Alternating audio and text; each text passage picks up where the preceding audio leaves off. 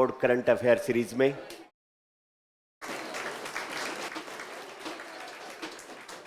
ये आपका जोश और जुनून आपको आरएस अवश्य बनाएगा।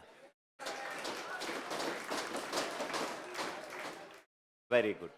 तो आज हम एक टॉपिक जो नवंबर हम जो ये करंट कर रहे हैं ये साइंस टेक्नोलॉजी और एनवायरनमेंट के टॉपिक्स हैं और नवंबर के हाइलाइट्स हैं ये सारे, है ना।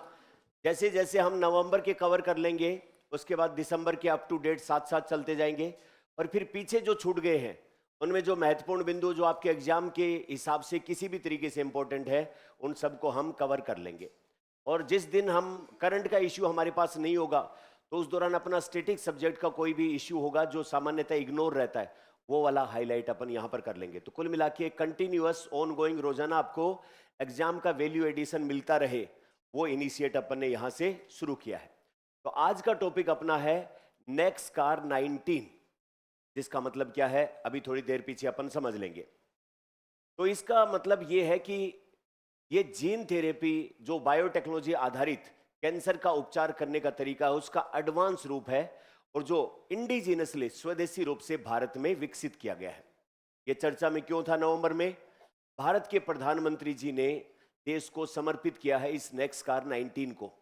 एक कॉन्क्लेव हुआ जिस कॉन्क्लेव का नाम था emerging science technology and innovation conclave, जिसको शॉर्ट में क्या बोलेंगे ESTIC 2025, है ना।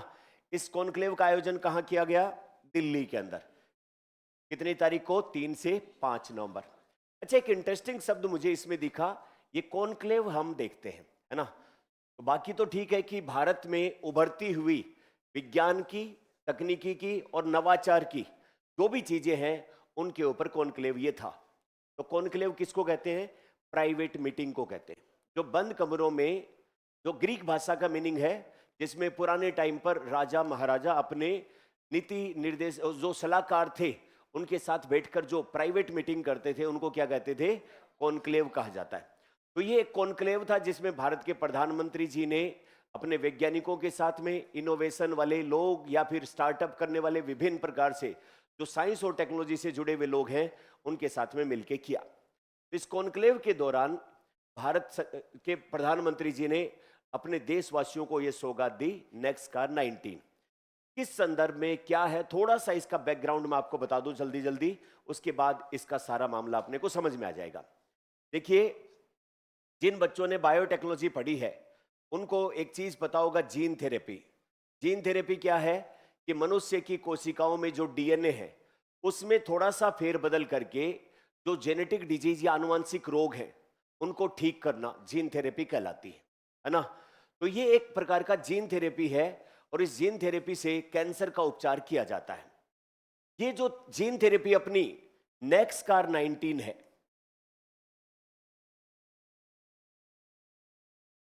ये जो है वो मॉडिफिकेशन है, एक बदलाव है, रूपांतरण है। किसका?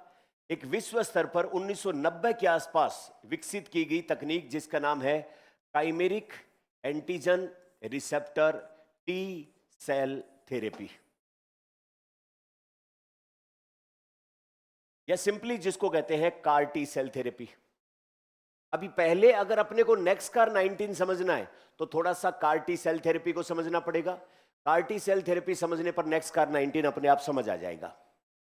कार का मतलब यहां पर क्या है? काइमेरिक।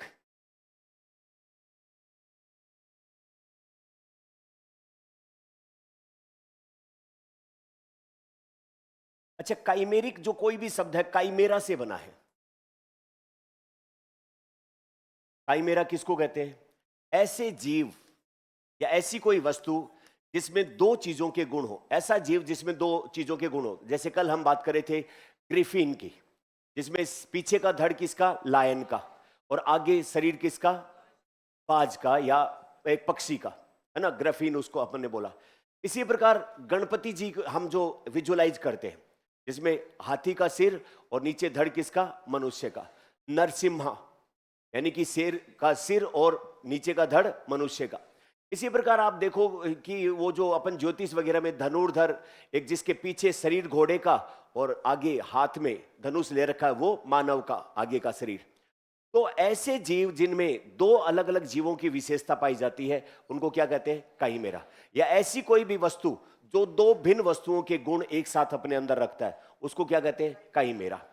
ठीक है, अब ये काइमेरा से शब्द बना है काइमेरिक। अच्छा, अगला शब्द है एंटीजन।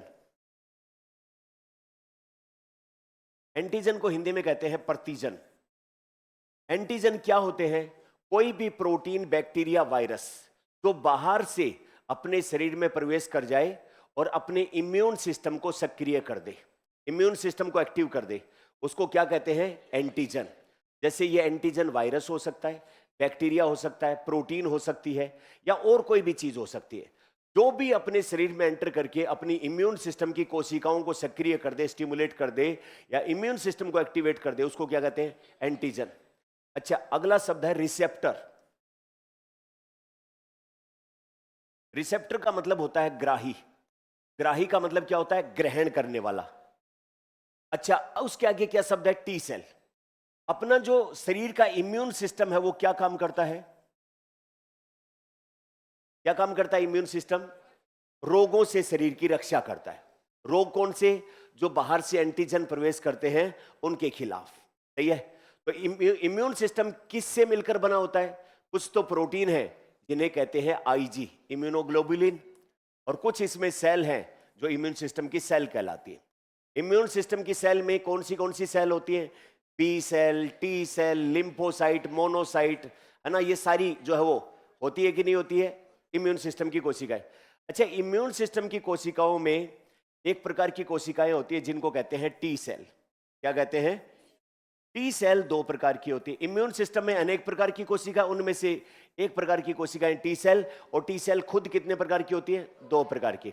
एक होती है टी हेल्पर सेल, जो शरीर में बाहर से रोग पैदा करने वाला एंटीजन एंटर करता है उसको पहचानने का कार्य करती है टी हेल्पर सेल। बाहर से कोई भी एंटीजन आया शरीर में, उसको पहचाना किसने? टी हेल्पर सेल ने।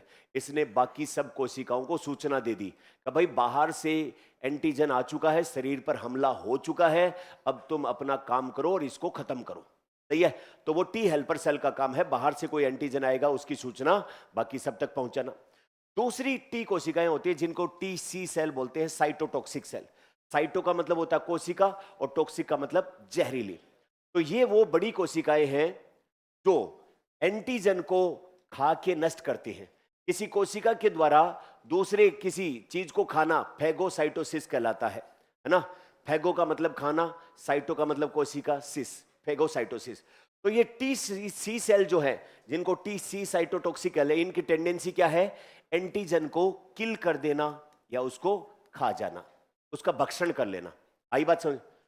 अच्छा, एक बात बताओ, अपने शरीर में बाहर से कोई भी वायरस, बैक्टीरिया एंटर करता है तो वो एंटीजन होता है कि नहीं होता है? अपने को कैसे पता लगता है कि वो एंटीजन है या नहीं है? सही है बात। तो इसका मतलब जो इम्यून सिस्टम की कोशिकाएं हैं इस एंटीजन को पहचानने के लिए अपनी प्लाज्मा मेम्ब्रेन के ऊपर क्या रखती है? रिसेप्टर प्रोटीन रखती है, ग्राही प्रोटीन रखती है। रखती है कि नहीं रखती? ऐसे बोल दो, रखती है। तो अपनी इम्यून सिस्टम की कोशिकाएं प्लाज्मा मेम्ब्रेन के ऊपर एंटीजन को पहचानने वाली रिसेप्टर प्रोटीन रखती है, ग्राही प्रोटीन रखती है। सही है बात। अच्छा, ये जो टीसी सेल है इसका काम क्या है? एंटीजन को किल करना। सही है बात, एंटीजन को किल करना। अब थोड़ा सा और आगे बढ़ते हैं। अच्छा, ये टी सी कोशिका जिसके ऊपर क्या पाए जाते हैं? रिसेप्टर। ये टी सी कोशिका को मदद करते हैं कि ये जो है वो बाहर का एंटीजन है और ये अपने शरीर का खुद का कोई मटेरियल है। मतलब टी सी कोशिका को जब तक ये नहीं पता लगे कि ये बाहर का एंटीजन आया है तब तक ये इसको किल कर सकती है क्या? नहीं। पहले ये इसको कंफर्म करती है कि ये बाहर वाला मटेरियल है, तभी इसको किल करती है। अगर ये कोशिका पराये और अपने का भेद भूल जाए तो इस कोशिका के पास तो किल करने की कैपेसिटी है, तो ये अपने शरीर की खुद की कोशिकाओं को किल नहीं कर सकती क्या?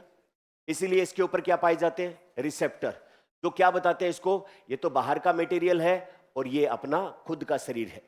ऐसे लोग जिनकी इम्यून सिस्टम की कोशिकाएं उनके खुद के उत्तक और अंगों के खिलाफ काम करें, उस बीमारी को कहते हैं ऑटो इम्यून डिजीज। क्या कहते हैं? ऑटो इम्यून डिजीज के ऊपर इस बार नोबेल पुरस्कार मिला है, मेडिसिन वाला, उसके ऊपर किसी दिन और डिस्कस करेंगे अपन।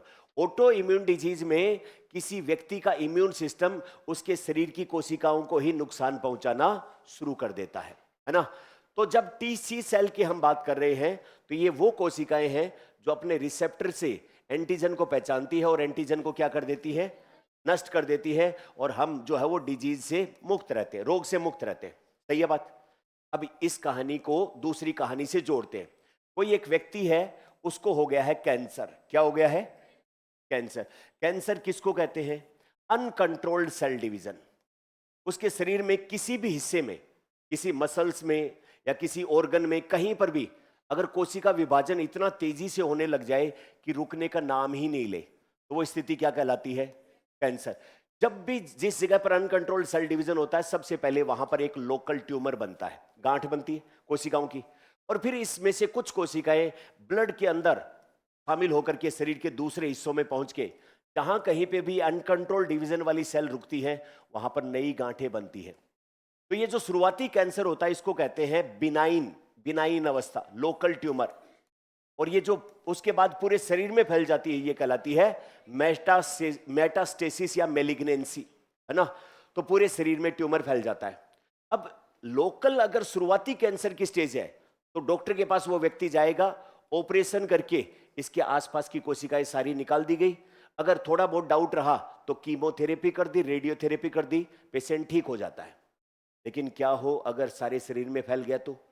जिसको कैंसर की 3rd और 4th स्टेज कहते हैं, उससे तो फिर इलाज करना मुश्किल हो जाता है, असंभव हो जाता है। तो उस केस में फिर ये थेरेपी निकल करके आती है जिसका नाम है chimeric antigen T cell therapy, है ना। अब इसको कैंसर के साथ जोड़ के अगली स्लाइड में हम समझते हैं। अपनी मूल थेरेपी का क्या नाम है? Car T cell therapy. C4 क्या है? काइमेरिक। A4 क्या है? एंटीजन। R4 receptor. और ये काइमेरिक एंटीजन रिसेप्टर किसके? टी सेल के।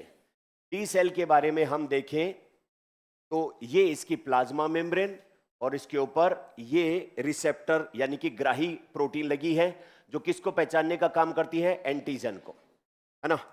एंटीजन को पहचानती है, और एंटीजन जैसे ही पहचान में आता है ये किल कर देते हैं। अच्छा, अगर ये टी कोशिका अपने शरीर की स्वयं की कोशिकाओं को एंटीजन पहचान के नष्ट करे तो अच्छी बात होगी कि बुरी बात होगी? बुरी बात होगी, है ना। तो खुद के शरीर की कोशिकाओं को ये एंटीजन के रूप में नहीं पहचानती है, बाहर से आया उसी को पहचानती है।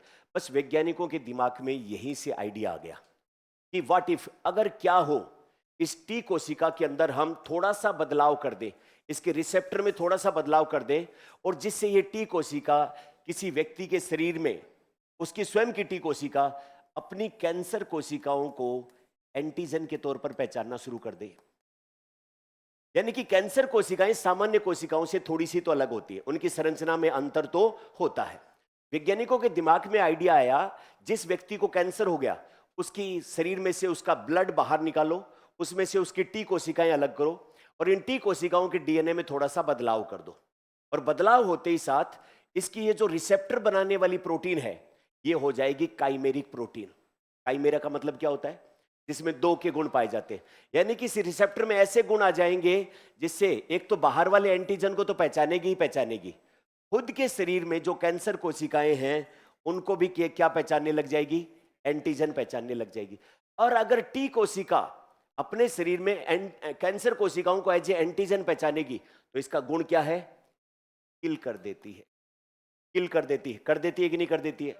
तो बस ये इतनी आसान सी बात है। अब सारी बातों को जोड़ दो। जिस व्यक्ति को कैंसर हो गया उसके शरीर में से ब्लड बाहर निकालो, उसके ब्लड में से क्या सेपरेट कर लो? टी कोशिका। प्रयोगशाला में इस टी कोशिका के डीएनए में क्या कर दो? बदलाव करने से क्या होगा? इसका एंटीजन पहचानने वाला जो रिसेप्टर है वो क्या हो जाएगा? काइमेरिक, 2 गुणों युक्त। तो परंपरागत रूप से एंटीजन को पहचानता, उसको तो पहचानेगा, साथ में उस व्यक्ति के शरीर में जो कैंसर कोशिका है उसको भी क्या पहचानना शुरू कर देगा? एंटीजन के रूप में पहचानना शुरू कर देगा। ऐसी कोशिका लैब में तैयार करो, उसके डीएनए में चेंज करके, फिर सेल डिवीजन से ऐसी खूब सारी कोशिकाएं बना लो, और फिर उस व्यक्ति के शरीर में वापस से ब्लड के थ्रू उन कोशिकाओं को पहुंचा दो। अब उसके ब्लड में कोशिकाएं घूमेंगी, जहां जहां पे भी कैंसर कोशिकाएं होंगी ये क्या करेंगे? उन कैंसर कोशिकाओं को एंटीजन पहचानेगी और एंटीजन पहचान के क्या कर देंगी। अब एक बात बताओ, उस व्यक्ति को कैंसर के लिए ऑपरेशन कराने की जरूरत है क्या? उस व्यक्ति को कोई दवाई लेने की जरूरत है क्या? दवाई का काम तो ये कोशिकाएं करने लग गई। तो ऐसी कोशिकाएं, ऐसी टी कोशिकाओं जिनके डीएनए में चेंज हो गया, वो कैंसर का उपचार कर रही है। और उपचार करने वाली को क्या कहते हैं? दवाई। दवाई को ड्रग्स कहते हैं कि नहीं? तो ऐसी कोशिकाओं को लिविंग ड्रग्स कह दे तो कोई बुराई थोड़ी है। तो ये टी कोशिकाएं लिविंग ड्रग्स, जीवित दवाओं का काम करना शुरू कर देती है। कोई साइड इफेक्ट होगा क्या उस व्यक्ति को? नहीं होगा। भारत के बहुत सारे लोग कुछ दिनों पहले तक, जिनको कैंसर की लास्ट स्टेज में पता लगती थी, अमेरिका जा रहे थे, इलाज करवा के आ रहे थे। हम यहाँ अचंभे में कि भाई अपने यहाँ कैंसर हो जाता है, आदमी का मरे पीछा छूटता है, और ये अमेरिका गया, इलाज करा के आ गया, ठीक हो गया, इसका तो कुछ ही नहीं बिगड़ा। तो बस ये ऐसी थेरेपी का सहारा लेके वो इलाज करा के आ जाते थे। अब क्या हुआ, भारत के अंदर एक कंपनी है जिसका नाम है इम्यूनो एसीटी। क्या नाम है? ये इम्यूनो एसीटी कंपनी बॉम्बे की कंपनी है। आईआईटी बॉम्बे के प्रोफेसर के स्टूडेंट थे, उन्होंने इस कंपनी का स्थापना की। और इस इम्यूनो एसीटी ने कोलैबोरेशन किया किसके साथ? Tata memorial hospital. Tata memorial hospital कहाँ है? मुंबई में। कैंसर का सबसे बड़ा हॉस्पिटल अपने देश में। टाटा मेमोरियल हॉस्पिटल के साथ कोलैबोरेट किया, और वो पेशेंट जिनको कैंसर था, उनके यहां पर उन पेशेंट की टी कोशिकाओं को बाहर निकाला और उसके डीएनए में चेंज करके वापस उनके शरीर में पहुंचाया और इलाज करना शुरू कर दिया। जो बाहर टेक्नोलॉजी थी वो अपने को ट्रांसफर कर नहीं रहे थे, और अपने यहां पर उनके जैसी मिलती जुलती जो वो इंडिजिनस टेक्नोलॉजी डेवलप कर ली। तो बाहर वाली टेक्नोलॉजी को वैज्ञानिकों ने क्या नाम दिया था? Chimeric antigen receptor T cell therapy. अपने यहां पर जो इसका वर्जन तैयार किया गया, इसका नाम क्या रखा? नेक्सकार 19। क्या नाम रखा? किसने विकसित की? एक कंपनी है, स्टार्टअप है, जो आईआईटी बॉम्बे के प्रोफेसर की देखरेख में, और इसने कोलैबोरेशन किसके साथ किया? टाटा मेमोरियल हॉस्पिटल के साथ। एकदम बढ़िया हो गया हिसाब किताब, है ना? तो इसको नेक्सकार 19 कहा। अब पिछली साल राष्ट्रपति द्रौपदी मुर्मू ने इसकी अनुमति दे दी थी कि इसको स्टार्ट करो आप, है ना? और इससे पेशेंट को राहत भी मिलने लग गई। बाहर जाते थे तो इस थेरेपी के 4-5 करोड़ रुपए ज्यादा पैसे खर्च होते, तो इसलिए आम आदमी अफोर्ड नहीं करता। अब ये इंडिया में भी स्टार्ट हो गई, और इसकी कीमत काफी हद तक कम हो गई, अफोर्डेबल। 40-50 लाख रुपए, आई थिंक, मुझे ठीक से मतलब अगर पता हो तो। और ज्यादा सस्ती हो जाएगी ब्रॉडर लेवल पर। टेक्नोलॉजी कब सस्ती हो जाती है? जब उसका विस्तार सब जगह पर हो जाता है ना? तो अब हम अपने मूल मुद्दे पर आते हैं, जहां से हमने स्टार्ट किया था। अभी भारत में 3 से 5 नवंबर को क्या हुआ? एक कॉन्क्लेव। क्या नाम था इस कॉन्क्लेव का? Emerging science technology and innovation conclave 2025। इसमें प्रधानमंत्री जी ने ये जो नेक्सकार 19 है, इसको राष्ट्र को समर्पित किया, और इसको जो है वो ब्लड कैंसर वाली केस, जिसको एक्यूट लिम्फोसाइट ल्यूकेमिया, ल्यूकेमिया किसको कहते हैं? Blood cell. लिम्फोसाइट क्या है? जो इम्यून सिस्टम की कोशिकाएं ब्लड में पाई जाती है। एक्यूट का मतलब बहुत तीव्र या तेज। अच्छा, ब्लड कैंसर में क्या होता है? कोई भी कैंसर है उसके लिए हमने समझा था अनकंट्रोल्ड सेल डिवीजन को क्या कहते हैं? कैंसर। शरीर के किसी भी हिस्से में अनियंत्रित कोशिका विभाजन होती है, उसको क्या कहते हैं? कैंसर कहते हैं। अपने शरीर में ब्लड कोशिकाएं कहां बनती है? बोन मैरो में। और बोन मैरो के टिश्यू में अनकंट्रोल्ड सेल डिवीजन हो जाएगा, उसको क्या कहेंगे? Blood cancer. अब ब्लड कैंसर में ऐसी लिम्फोसाइट बनती है जो किसी काम की नहीं है, फंक्शन नहीं कर रही है, और इन कोशिकाओं की भरमार हो जाएगी, तो जो काम की कोशिकाएं आरबीसी डब्ल्यूबीसी है, उनकी मात्रा कम हो जाएगी कि नहीं हो जाएगी? तो ऐसे व्यक्ति को शरीर के अंदर छोटा सा इंफेक्शन होते ही गंभीर परिणाम सामने आते हैं। तो कुल मिला के ब्लड में जो नॉन फंक्शनल टाइप की लिम्फोसाइट है, उनकी मात्रा बढ़ जाती है, और उस कंडीशन को ब्लड कैंसर अपन कहते हैं। अब उस ब्लड कैंसर को कंट्रोल करने के लिए नेक्सकार 19 का यूज किया गया है पहली बार, है ना? तो इसको जो है वो लिविंग ड्रग्स भी अपने को कह सकते हैं, क्योंकि ये टी कोशिकाएं काम करेंगी। क्या किया जाएगा इसमें? वही वापस से मैं आपको डायग्राम के थ्रू समझा दूं जो समझाया था। जिस व्यक्ति को कैंसर हो गया, उसके शरीर से क्या बाहर निकाली जाएंगी? टी कोशिकाएं। टी कोशिकाओं के ऊपर ये जो ऊपर देख रहे हैं आपको ढोलक से छोटे छोटे, ये क्या है? रिसेप्टर। इन रिसेप्टर में चेंज किया जाएगा, डीएनए में चेंज किया लैब में, और फिर उसको बढ़ाया और वापस से ब्लड के थ्रू शरीर के में पहुंचा दिया, और टी कोशिकाएं उसके शरीर में जहां जहां पे वही कैंसर कोशिकाएं छिपी हुई है, ढूंढ ढूंढ के सबको क्या कर देंगी? किल कर देंगे, और उस व्यक्ति का क्या हो जाएगा? इलाज हो जाएगा। अभी देखा गया पिछले दिनों कि भाई उसका तो खूब ही अच्छा रिजल्ट आ रहा है, लगभग 67% के आसपास सक्सेस रेट है, और उनमें से बहुत सारे पेशेंट तो एकदम सही हो गए, आधे से ज्यादा पेशेंट। तो इसका मतलब अच्छी खासी स्ट्राइक रेट है। तो ये एक अच्छी जो है वो स्ट्रेटेजी भारत में अपनाई गई इसको ठीक करने की। अब थोड़ी सी बात अपन इम्यूनो एसिटी और उसके साथ में जो भारत में चल रहे इनिशिएटिव या प्रोग्राम उनके बारे में करेंगे। भारत के अंदर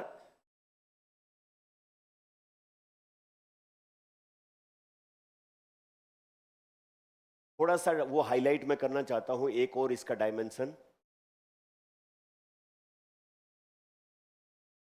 हाँ,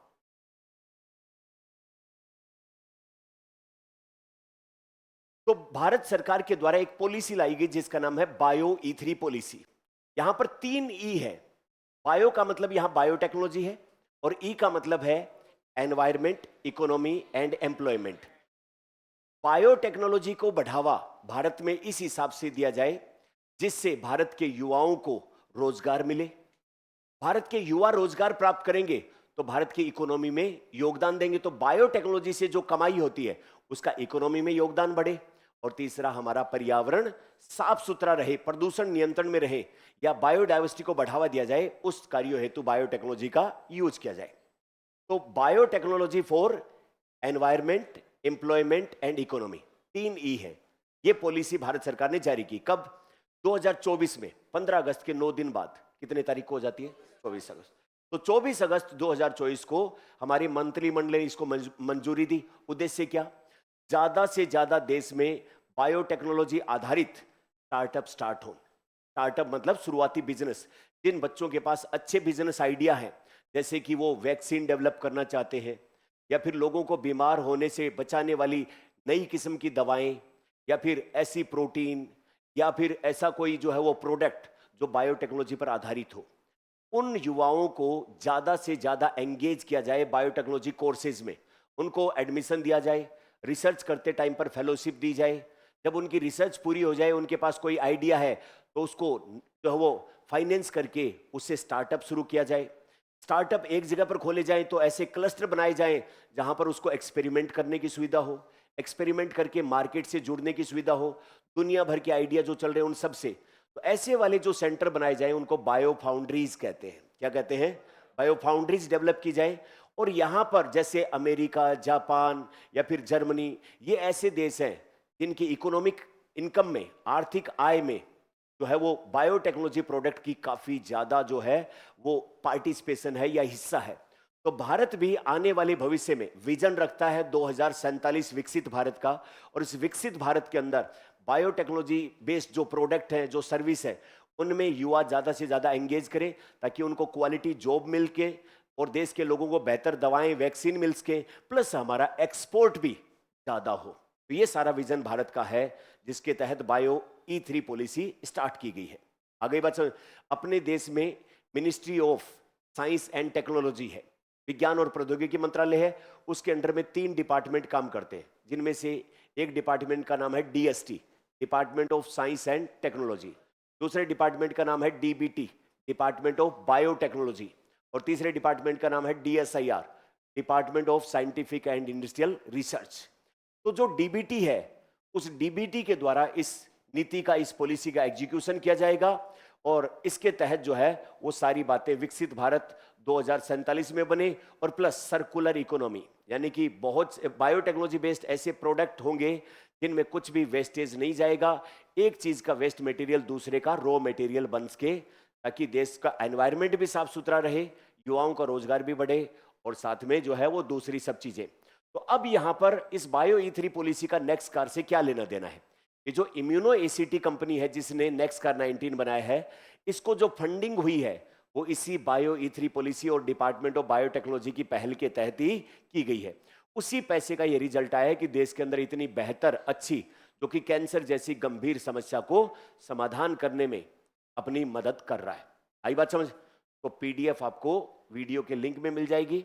इसमें जो सारी चीजें हैं आप देखें, पढ़ें, और कोई आपका सवाल है तो ऑनलाइन बच्चे देखते हैं, वो कमेंट में लिख दें। आपका एक कमेंट आया था कि COP 13 को एक्सप्लेन करें, तो सीओपी 13 आज 21 को कंक्लूड हुई है। 1-2 दिन लगेंगे इसकी आउटकम्स जो हैं उसको आने में, और जैसे आ जाएगी अपन सीओपी 30 भी डिस्कस कर लेंगे। Thank you.